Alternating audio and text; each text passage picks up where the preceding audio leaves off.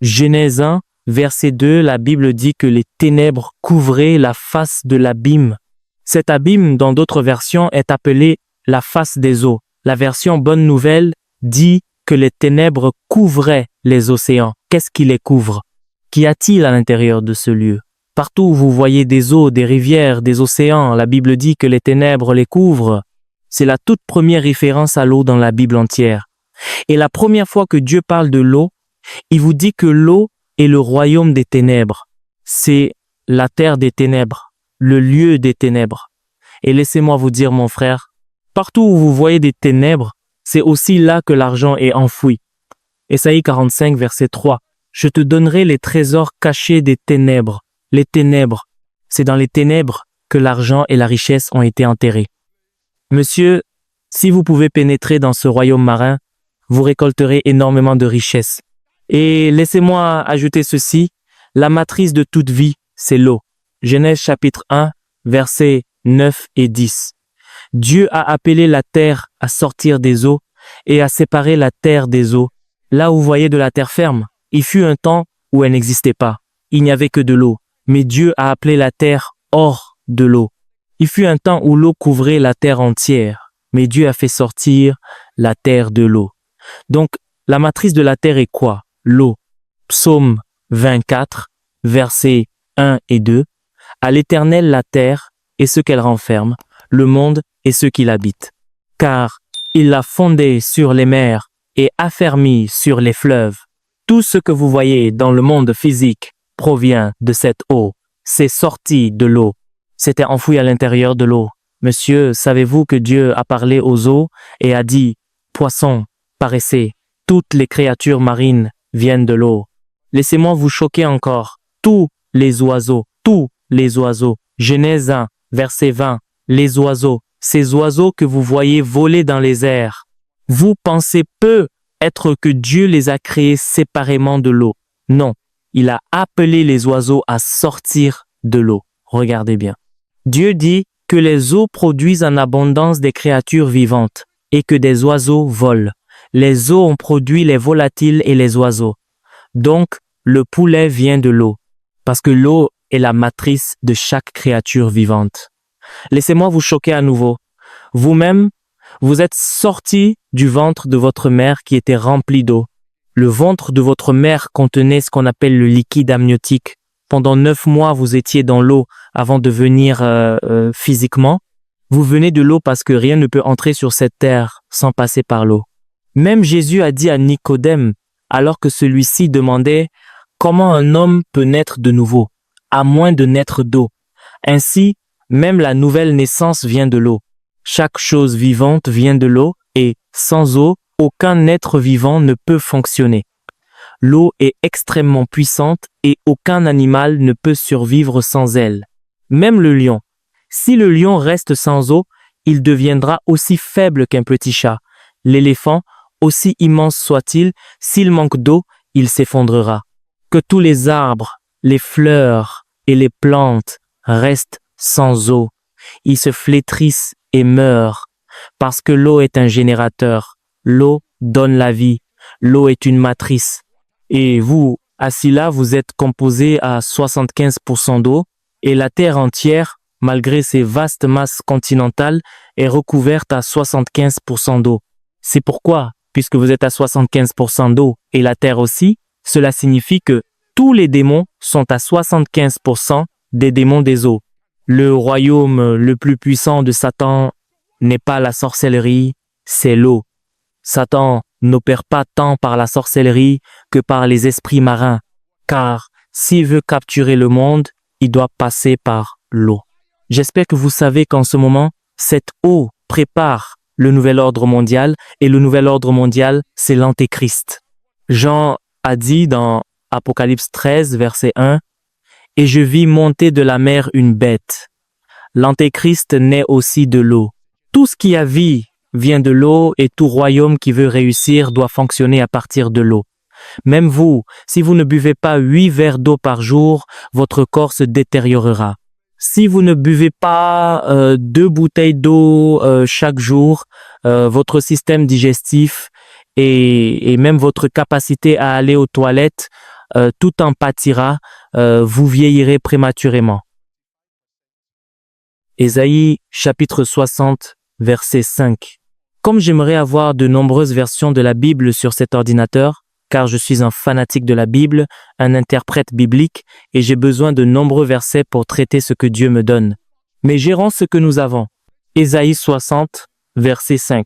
Que dit-il? Alors tu t'en réjouiras, et tu tressailliras, et ton cœur bondira et se dilatera quand les richesses de la mer se tourneront vers toi. La version Niv dit, et les richesses des nations viendront à toi, la richesse de la mer vous sera apportée, bénis soient ceux qui disent Amen, que la richesse de la mer vous soit apportée. Que les richesses des nations cachées dans la mer se connectent à vous. Genèse 1, verset 20. Que les eaux produisent en abondance. C'était la déclaration de Dieu. Dieu a déjà décrété l'abondance sur les eaux. Savez-vous comment Salomon est devenu l'homme le plus riche de la planète? Ce n'était pas seulement par la prononciation divine. La Bible dit dans 1er Roi chapitre 10, verset 22, que le roi Salomon avait une flotte de navires en mer qui apportaient de l'or et de l'argent. Salomon a surpassé tous les rois de la terre en richesse grâce à cette flotte de navires qui allait dans les mers rapporter de l'or et de l'argent.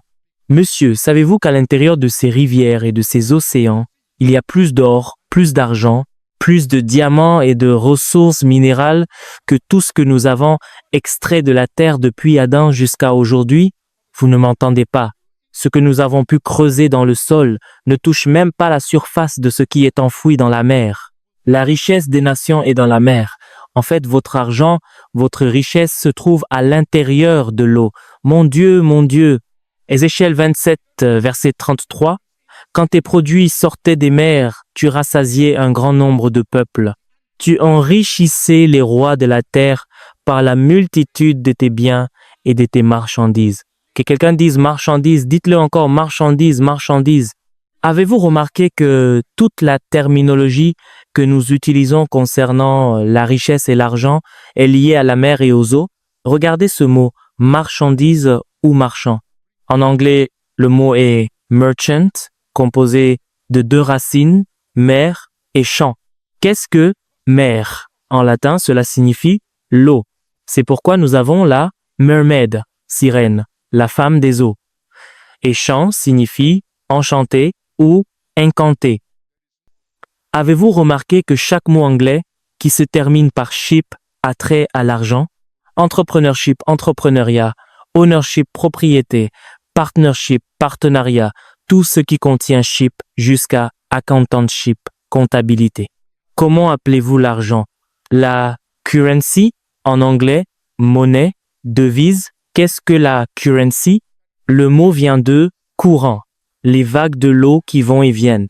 Et nous appelons cela le cash flow, flux de trésorerie. Pourquoi parler de flux? Parce que, monsieur, vous ne pouvez pas séparer votre argent et votre richesse du royaume marin. Laissez-moi vous poser une autre question. Quand les temps sont durs, que dites-vous? C'est la sécheresse. Vous dites, je me noie sous les dettes. Quand vous avez de l'argent, vous dites, il nage dans le bonheur ou il dépense l'argent comme de l'eau. Comment appelez-vous l'endroit où vous gardez votre argent? Allez, dites-le.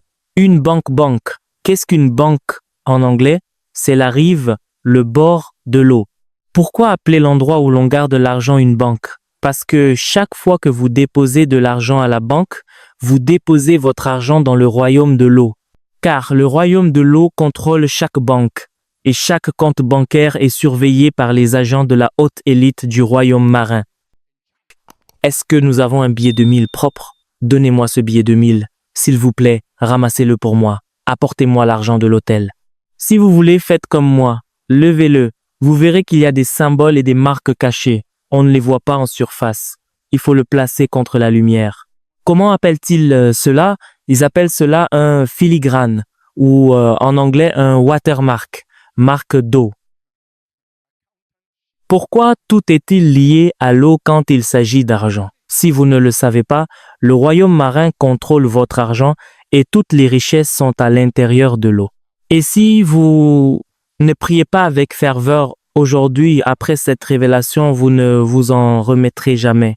Car ce que vous devriez être et ce que vous devriez accomplir vous a été volé et gardé dans des banques, les banques démoniaques du royaume marin. Mais je vois que les violents s'en emparent par la force. Amen. Pendant la minute qui suit, commencez à pénétrer ce monde marin qui a été altéré. Pourquoi, quand Élie a fermé les cieux pendant 3 ans et 6 mois, l'économie s'est-elle effondrée? Parce que l'eau contrôle l'économie. Dès que l'eau cesse de couler, l'argent cesse de couler. Pourquoi chaque ville côtière semble-t-elle parfois en retard? Pourquoi le vieux Calabar ne peut-il être comparé au reste de la ville? Pourquoi Marina est-elle la partie la plus délaissée? Avec ses maisons en paille et sa pauvreté extrême, ses entrepôts délabrés. C'est pas seulement Calabar. Dans chaque ville côtière, vous verrez une pauvreté abjecte. Pourquoi? Parce qu'il existe 2 villes parallèles. Il y a la ville physique et il y a la ville dans l'eau. Et si vous aviez le privilège d'entrer dans cette rivière ici même, vous verriez une autre ville à l'intérieur, plus glorieuse et plus belle que Dubaï. Monsieur, la richesse qui est dans cette ville. Laissez-moi vous dire, Calabar est pour toujours la capitale du Nigeria et de l'Afrique de l'Ouest. C'est seulement que la capitale a été transférée dans le monde marin. Nous sommes toujours la capitale dans le royaume spirituel. Lagos ne peut pas rivaliser avec Calabar. Abuja ne peut pas rivaliser avec Calabar. C'est pour cela que sur la plage juste ici, vous verrez le symbole de Mami Wata. C'est pour vous dire que cette terre appartient au royaume marin. Il y a un autre royaume astral parallèle, sous l'eau. Monsieur, vous ne pouvez pas réussir dans cette ville de Calabar, à moins d'avoir la domination sur les puissances des eaux. Si seulement vous preniez des notes, si seulement vous étiez attentif. Savez-vous que la voiture que vous devriez conduire est dans cette eau? Oui, monsieur. La maison que vous devriez avoir construite est dans cette eau. Tout comme vous voyez ici le symbole de Mami Wata, j'ai voyagé dans le monde entier. Quand je marche près de la Tamise à Londres, je vois des statues de Mami Wata partout.